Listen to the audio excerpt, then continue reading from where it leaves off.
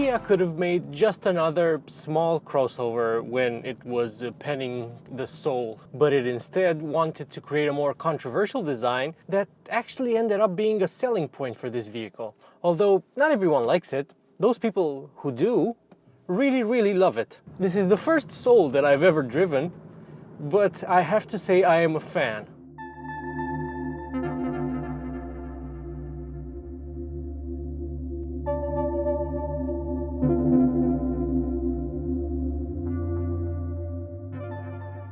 The vehicle that I'm driving today is the third generation Soul, launched almost 2 years ago. In Romania and in Europe where I live, this latest Soul is only available as an all-electric vehicle called the e-Soul. It shares its battery pack and its motor with the e-Niro and the Kona from Hyundai. But Kia offers the Soul as a smaller alternative to the more practical e-Niro. The e-Soul's trunk is quite small at 315 liters, although it is some 30 liters larger than what you got in the previous generation car.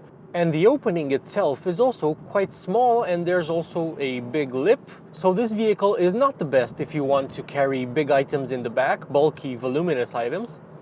But you can fold down the rear seat and you unlock 1,000 more liters. It's over 1,300 liters.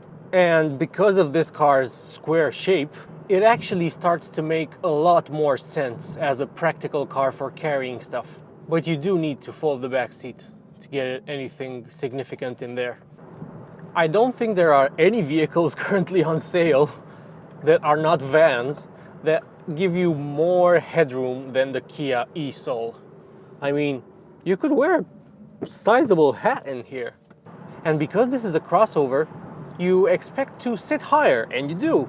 But you don't sit especially high. I mean, I have my seat cranked all the way down, and while it's not sporty, I feel like I'm sitting on a little bench or a little seat, you know, I'm driving my Kia. If I owned this car, I could bear this driving position. Especially since the interior, while definitely a bit less funky than older Soul generations, this just has plastic, black plastic. There's a lot of it.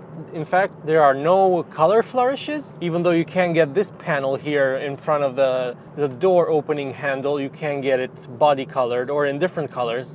Here it's very dark gray. The UVO infotainment system, it's still called UVO even though Kia has now given up on that name in its newer cars, and it is essentially the same system in the EV6 for instance. But this slightly older incarnation of the same system is wonderful. I don't think I have any points of criticism for it. The menu structure is great. I like the color scheme with the purples and the pinks.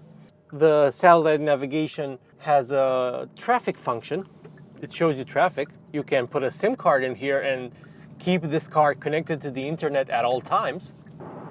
The car can also drive itself. Let's see. Smart cruise control conditions not met. There we go. I'm not sure if this changes lanes for you. I don't think it does. But it does stay in its lane, and it does it very well, I might add. There's none of this, you know, bouncing around between the lines. This is just dead straight in the middle of the lane, and it's wonderful. As speeds build in the e-Soul, this car's boxy shape starts to cause some wind noise. My tester is an almost completely fully loaded example that has the more powerful motor and the bigger battery pack. The motor is located in the front under the hood, just like in any combustion engine vehicle, which this is based on. It makes 204 PS or 201 horsepower and 395 Newton meters of torque. It can hurl the e-Soul to 100 kilometers per hour in under 8 seconds, and from behind the wheel it feels quicker than that, let me tell you. Honestly, it feels about as quick, if not even a bit nippier than the long-range rear-wheel drive EV6 that I drove. That just took a bit to get moving when you stabbed it, but in the e-Soul, even now when I'm doing 115 kilometers per hour, if I floor it, it's instant.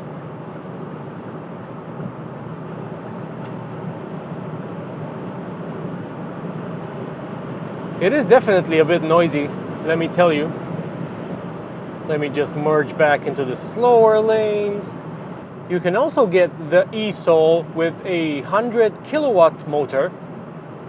That's 136 horsepower. And the smaller 39 kilowatt hour battery pack. Quoted range for the smaller pack is 276 kilometers on the WLTP test cycle compared to 452 in this car. You can charge the e-Soul at up to 77 kilowatts. And the car needs 54 minutes to put back 80% into the battery pack at peak rate. If you charge via a much more common 50 kilowatt charger, it will take you just under 80 minutes. Now, when I picked the car up from Kia, it was charged all the way to 100%, and it indicated a range of around 355 kilometers, or a bit more if you played around with the climate settings, of course. And it's worth noting that if you press the climate buttons and adjust settings, this will immediately be reflected in your range. So let's say you stop the heat pump and that instantly adds another 20 kilometers of range, for instance. But over a longer journey, the difference might be even larger. I don't have that much experience with Kia EVs, although I do plan on driving more of them because they are brilliant, to be honest. From what I've heard, their range prediction is among the most accurate in the industry. You really can rely on the number shown on the screen, and that's how many miles you will drive. Now, even though this vehicle looks like an SUV, a mini SUV, and my tester even has a extra plastic cladding that you shouldn't get, in my opinion. I think it looks better without it. The e-Soul doesn't actually have that big a ground clearance. It's just 15 centimeters, or a bit more than Kia's own hatchbacks and sedans. So you shouldn't really treat it as an SUV because it's only front-wheel drive anyway, but it is definitely a great cruiser. It's very comfortable. This generation also got independent rear suspension, a multi-link setup that really helps it around some road imperfections, especially bumps. It deals with them very, very well. I have to say I'm impressed. Although the vehicle is not necessarily floaty and soft in its suspension setup. So let's see what it drives like. Let's show it a few bends. I'll put it in sport mode. It's really, really punchy. And this is also thanks to the fact that even though it's an EV with a fairly large battery, it only weighs 1,680 kilos. Which, yeah, it's a lot. Definitely, it's not a light car. But it's not 2 tons, which some of these EVs that are nearing 500 kilometers of range are getting close to, or past the 2-ton mark. So this is a featherweight car compared to those. And you can really tell. I'm surprised that I'm saying this, but this is a very fun to drive EV. Even with the tall driving position, it's actually quite engaging. Understeers a bit, but it's predictable. I was not expecting to have fun in this. When you punch it out of corners, it even has a little bit of torque steer, and by a little bit, I mean a lot sometimes, depending on your steering angle. And I also like that you can hear the electric motor.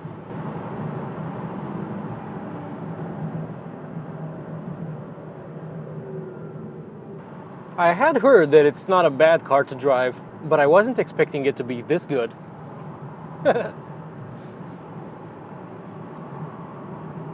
Will anyone ever drive a Soul like this? Well, they do if they have some soul. Good job, Kia. As I said, my tester has all the options available for the e-Soul, except for the panoramic sunroof. And I'm going to pull over to tell you how much it costs. With everything that's on it, my tester costs 50,437 euros, VAT included. But that's not how much you're going to pay for one, at least in Romania, because the government will give you 10,715 euros back if you scrap an old car. And Kia itself is offering an additional 2,600 euro discount. And let's not forget, being a Kia, this vehicle has the 7-year warranty, which covers the battery pack and the motor. So especially the battery pack is super important to be covered. So the base price in Romania for a 100 kilowatt e-Soul in the base motion trim with VAT is 37,569. Although with the rebate and Kia's discount, you can get it for 24,254.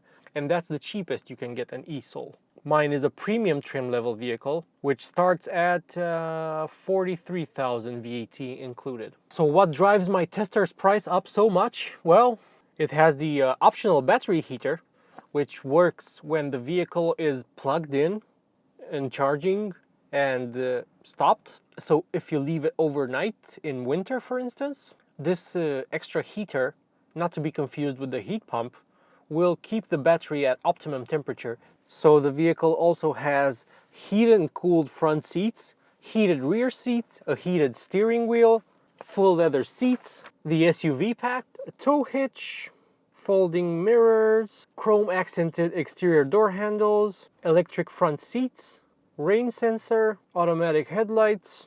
It also has a head-up display, blind spot and collision avoidance system that also includes the all-important rear cross-traffic avoidance. So when you're reversing and the car sees vehicles that might intersect with you, it will alert you so that you stop. And the final thing I would like to mention off the options list is the Harman Kardon system. It is wonderful. And now would be as good a time as any to show you some of the design details that I really like in the e-Soul. I really like the digital gauge cluster that blends, you know, traditional LCD screens here on the sides and here with an actual much more modern looking color screen in the middle. This is where the tweeters are located. This is the element that I said earlier that you can have painted in more striking colors and not this boring gray. I like the rotary control for the transmission. Very, very easy to use. This is how you adjust the heating and cooling, and this is where you enable the heated wheel. You get a single zone climate control system, but come on, it's fine. Kia is clearly trying to give off mini vibes with this binnacle thing here, where the screen is. And speaking of the screen, since this is an electric vehicle, it has a special dedicated EV button that takes you to the special dedicated EV screen where you can find out all sorts of information. The optional sound system also adds a speaker here, and I think this one makes the biggest difference. I like that the padding, the foam on the armrest is very soft and you cannot reach the bottom, you know. It feels soft all the way. That's awesome. I will also point out that even though this vehicle has full LED headlights, they are not self-leveling and you have to adjust the height of the beam. I will say that one tech feature that is missing, and it's not as good as in the more expensive and more premium feeling EV6, are the around view cameras, which I don't think are even an option on the EV6. And you just saw the reversing camera there, and it's a bit lower resolution than the best similar cameras in the class. When it comes to the exterior design of this vehicle, I actually like it quite a lot, to be honest. My tester is finished in Neptune blue with a blue roof, so not a contrasting one. And it's definitely one of the better colors. Although, to be fair, you know, just get it in white and have it look like a stormtrooper helmet, which is what everyone is saying. And they are right, it really does look like that. I really like the slim headlights up front. In this higher trim level model, the headlight part, the one that actually projects the light onto the road so that you can see at night, is in the upper cluster, while in the lower spec e-Soul, it is in the lower cluster. I also like the wraparound rear light cluster, which is very, very interesting. I also like the fact that it ends abruptly, this vehicle, making it very easy to park. And all-around visibility is good. And you get a similar quarter light to the one that you got in the EV6, only here it does a bit more. The other thing I don't like about the exterior, aside from the SUV treatment, are the wheels. The 17-inch wheels, which are the only ones that you can get on this car apparently. I didn't see any other ones on offer, either here or in other markets. For the EV, I mean. And while I definitely understand what Kia was going for with these wheels, they look fine from up close, but if you see them from a distance, They either look like they are damaged or they are dirty, which they are not. They are good, but only up close. So it would be nice to have more wheel choices. During my time with the EV6, which I drove in winter in near freezing conditions, it's 2 degrees Celsius now, for instance, I've been averaging 24.6 kilowatt hours per 100 kilometers, which is a bit off what the manufacturer claims, but again, we're in winter, and I've been using the sport mode quite a lot. But yeah, it's great. I wasn't expecting it to be bad. It makes a lot of sense. Even with the fairly high price, I would say, and the new EV6 added to the range. This is a simpler car. It's less fussy, I guess, even though the exterior design might not be to everyone's taste. It will be easier for someone who previously only drove a piston engine vehicle to adapt to the e-Soul. The learning curve is not huge. And I'll also say that this vehicle does one-pedal driving better than most that I've tried. The EV6 is the same, it has iPedal.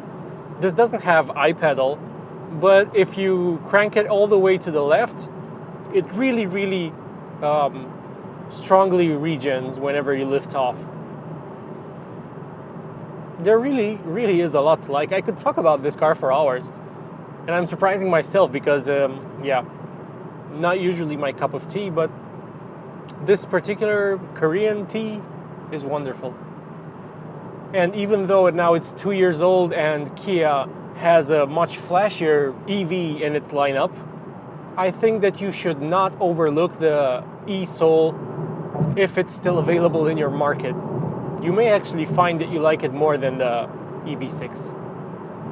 And on that note, I think it's time to end the video. Thank you for watching. Subscribe if you haven't done so, and I'll see you in the next one. Take care.